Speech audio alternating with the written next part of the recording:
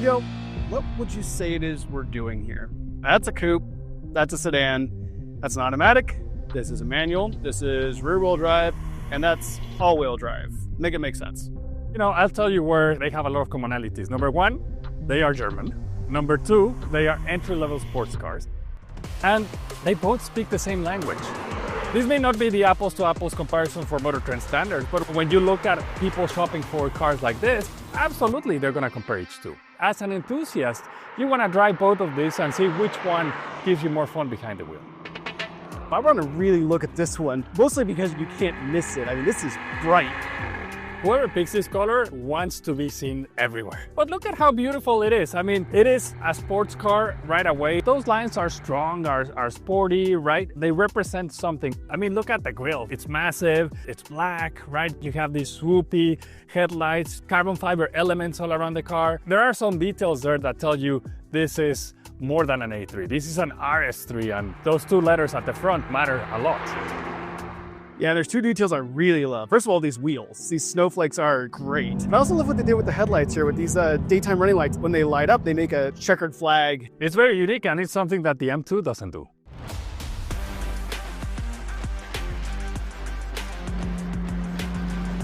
First of all, this purple is delightful. Yeah. Man, this car just says sports car, right? You've got the classic long dash-to-axle ratio that says rear drive. The one part of this car that I'm not sold on still is right here. The squares on the corners here and in the back too. It's like they did squares on the bottom, curves on the top, and the juxtaposition of them just doesn't work for me. I know it's hard to do, but ignore that part and the rest of the car is beautiful. Yeah, you got these coke bottle fenders and this bulge in the hood that says inline-six. Very, very cool to look at. Yeah, and you know, I think you have a point that these cars are sort of speaking the same language deep down, but to understand that language, I think we have to drive them. This is a 2025 M2, 473 horsepower, 406 pound-feet of torque. Inline-six, 6-speed manual. Yes. How does it feel? It feels kind of rowdy. I love this car. I mean, how many rear drive manual transmission cars can you get anymore? Manual transmissions are going away, and the fact that you can get one still today in this M2, it's a miracle. Honestly, I think this is the best manual transmission BMW has done in a long time, frankly. The clutch pedal is really easy, really soft. The shifter is super precise going into the speeds. And you know, you can get it with an automatic too if you want to be faster in a straight line and maybe even do a faster lap time. But if you want to keep it old school, I love that you still have that choice. So you got a manual transmission and rear-wheel drive, which means you have to get the launch perfect. With the automatic, like you got launch control, you're going to get a much sharper launch too. So from purely a specs standpoint, this one's at a little bit of a disadvantage. I don't consider it a disadvantage. I don't know for you. No. Listen to this. It revs to 7,500 RPM, which isn't the highest in the world, but like I still catch myself short shifting a little bit because I'm going by ear and I'm thinking, oh, I've got to be getting close to the red line, but the lights aren't flashing yet to like remind me. I'm like, oh, I can keep going. Like I can push it even farther. I just assumed that like I've got to be running out of gear and it's still got more. No, it has a lot of power. It feels like it never ends. But it's not just about the transmission in this car, right? I mean, God, what an engine. It's a 3-liter inline-six. You hear the sound, you feel the power. Everything feels so engaging in this car. The moment you step in, you buckle up and you turn that engine on. It really draws you in, right? It wants to make you keep driving it. And as soon as you hit the first corner, you want to go for the next one. And then the next one. The body roll is just almost non-existent here. Has so much grip from the tires. The thing I love about this car is that when you really want to push it, it makes you work, and that's fun. It does have turbo lag, so you got to be right with the gears. The throttle, you can really control it precisely. Same with the brakes, it's got great brake feel too. They stop really hard, but you can give it exactly the amount you want. You're getting that feedback from the car. The steering is super quick, so you have to really be precise with your inputs so that you don't overdo it. And it's got a lot of power going only to the rear wheels. With an active limited slip back there that'll push the power out, you can get this car sideways coming out of a corner without trying too hard if you turn things off. So you've really got to like drive this car right, and that's a fun challenge. The suspension feels just right too. I mean, it's definitely a little stiff, but it's stiff for a reason. Like, it really pays off in the handling. Yeah, you get bumped around a bit more in your seat, but it grips. It's tuned perfectly fine to give you that sportiness without feeling it too much.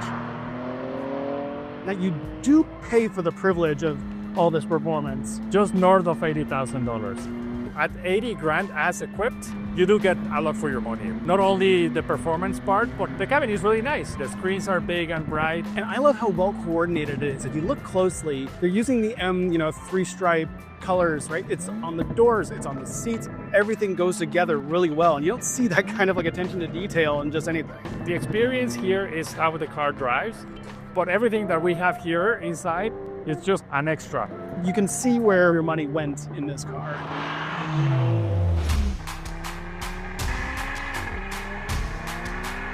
Okay, I gotta put my phone down. Miguel's driving. All right, so we are now in the Audi. So far, so good. The BMW is 6 cylinders, rear-wheel drive for more than 400 horsepower. This is a 5-cylinder, all-wheel drive, 394 horsepower, 369 pound-feet of torque. If you look at the specs, this one doesn't do quite as well in a corner, but like, it's quick. This is under 4 seconds to 60. It's got a great launch. It's also lighter than the BMW M2, so it really takes off like a rocket. It feels a lot more nimble. And that's what's so cool about it, is this car has this super trick twin clutch rear differential where there's a clutch on each rear axle. Of the power that's going to the back, it can send 0 to 100% to either wheel. When you get into a corner and you like start getting on the throttle, it can send all the power to that outside wheel and really push the car around the corner. And it really makes this car feel like an all-wheel drive car. Audi's engineers have really maxed out of everything that they could do with this platform and still deliver a car that is super fun to drive, is able to compete with a rear-wheel drive car, and just deliver on the enthusiasm, on the performance behind the wheel, on that connection that you feel with the road. And it's $77,000, so a little bit cheaper than the BMW. Only a little bit though. You can tell that Audi put all the money into the performance of this car. It has carbon ceramic brakes on the front axle. It's got this engine, it's got this trick rear differential, it's got all this power, but that's where all of it went.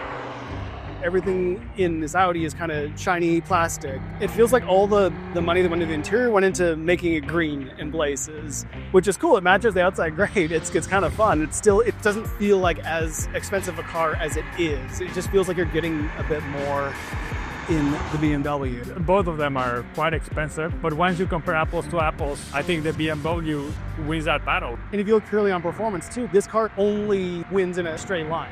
But everywhere else, the BMW just blows right past this in any kind of like handling test. And as much as this car feels like it's really planted and has a ridiculous amount of grip, the BMW is just plain faster around a road like this. The Audi has a very sensitive brake pedal. You have to be very careful on how much you want to really step on the brakes. Yeah, because the fronts are carbon ceramic and doing most of the work, like you have to get some heat in them before they really start to work. And once you do, like the ride is a little bit softer.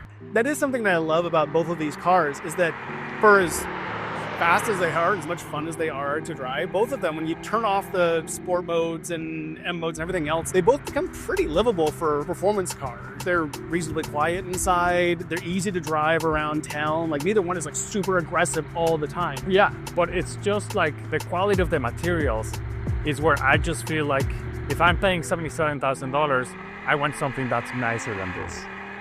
But then you still have this. I know, but it's still fun. I love both of these cars. I love the way both of them drive, but they are different. And that's what makes it so hard to pick them.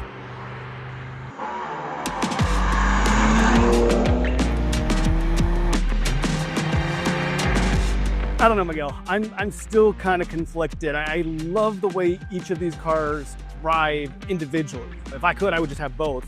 And I think if anybody went to a dealer and they only drove one and then bought it, I think they'd be very, very happy with it. But I don't know how to make that into picking a winner. Absolutely. I mean, they're both great. I think the BMW has a stronger case. And, you know, when you look at performance of intended function, both of them deliver everything.